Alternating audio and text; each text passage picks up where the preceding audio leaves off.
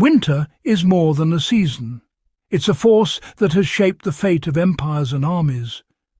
In 1812, Napoleon marched into Russia with over 600,000 men. Fewer than 100,000 returned. The true enemy? Not the Russian army, but the cold. Throughout history, the struggle for warmth has been a matter of life and death. From frozen trenches to draughty cabins, the greatest danger was not just the cold, but misunderstanding how to survive it.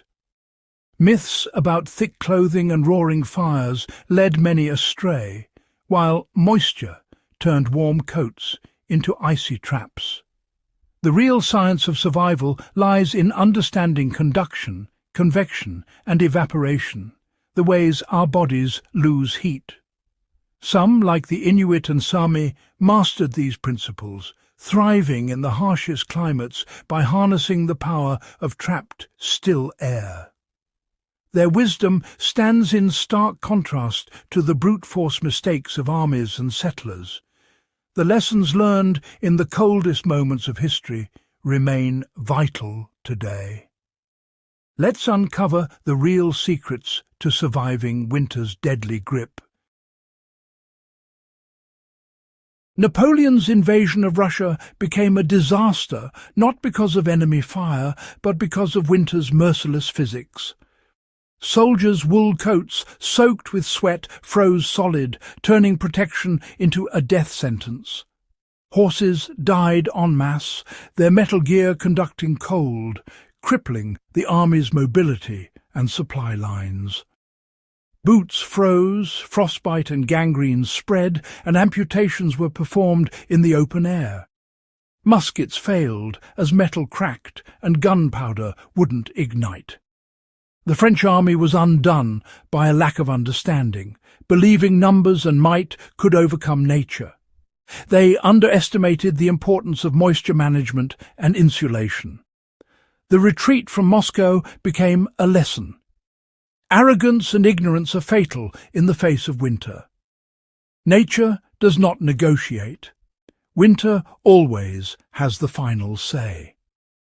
The cold, not the cannon, decided the fate of Napoleon's army.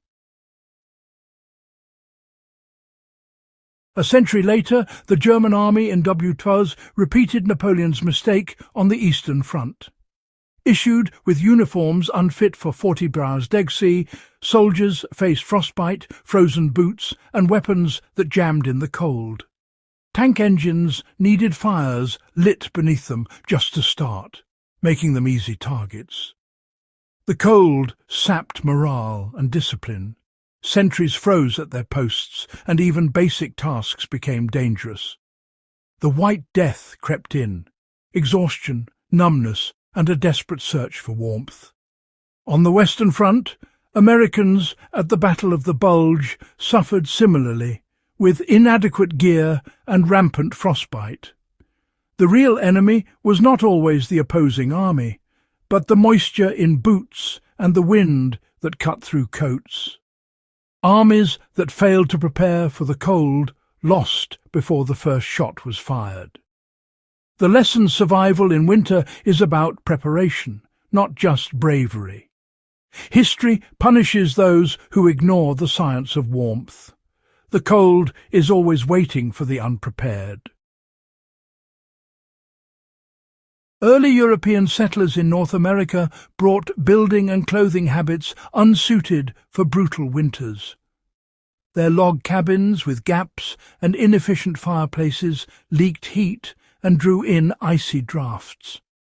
Most heat from the fire escaped up the chimney, leaving families huddled by the flames while the rest of the cabin froze.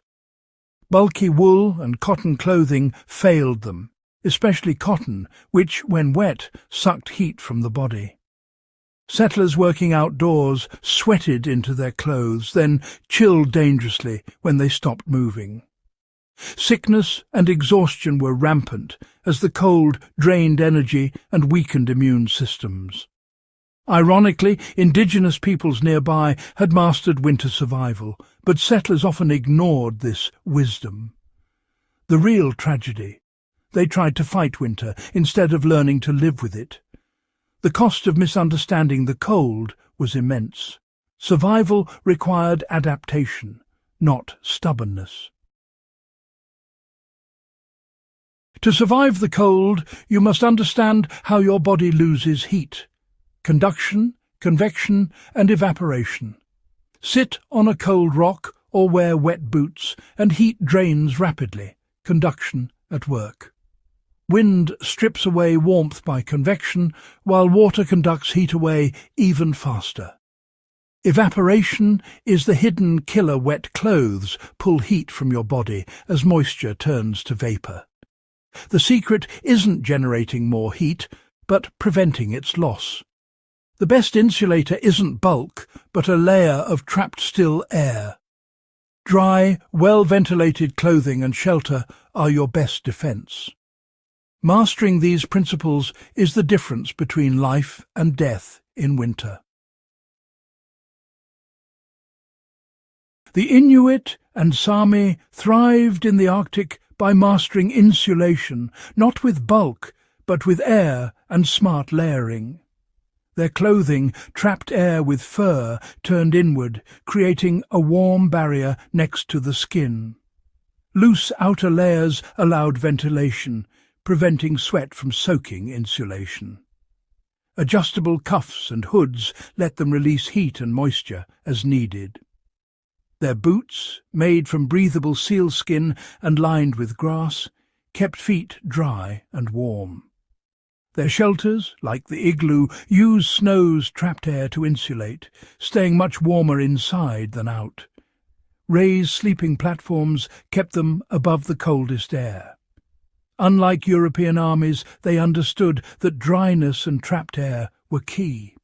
Their survival was based on knowledge, not luck. The Arctic's harshest lessons were solved with subtlety, not brute force.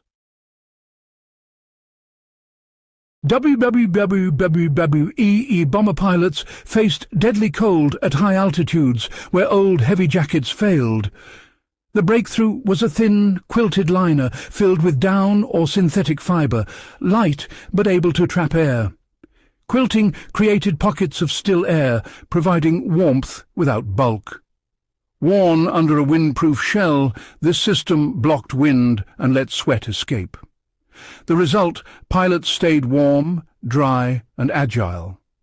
This layering principle, borrowed from Arctic wisdom, revolutionized cold weather gear. After the war, these liners became popular with civilians and mountaineers. The lesson, warmth, comes from intelligent design, not just thickness. The puffy jacket is a legacy of survival science. Smart layering changed how we fight the cold, forever. Staying warm is about survival, not comfort. In the cold, your body burns calories to keep core temperature up. Lose heat too fast, and you enter an energy deficit. Blood flow to extremities is cut, leading to numbness, clumsiness, and the first stage of hypothermia. Simple tasks become impossible, and survival skills vanish. As energy drops, your mind slows, confusion sets in, and you may make fatal decisions. Hypothermia's mental fog is as deadly as the chill itself. Effective clothing and shelter conserve energy for thinking and moving. The goal isn't luxury, it's to keep your mind sharp and your body functional. The frozen soldiers and shivering settlers weren't just uncomfortable, they were being drained of life. Managing warmth is managing your will to survive. History shows that fighting the cold with brute force always fails. The real path to survival is understanding, respecting the cold and adapting to it. The greatest insulator is still air. The greatest enemy is moisture. By trapping dry air and managing moisture, we use nature's laws to our advantage. This knowledge, learned at great cost, is our best defense. Technology and strength mean nothing without understanding. The next time you feel the cold, remember the science and wisdom behind warmth. Let's keep these lessons alive, so winter's silent danger never claims another victim through ignorance.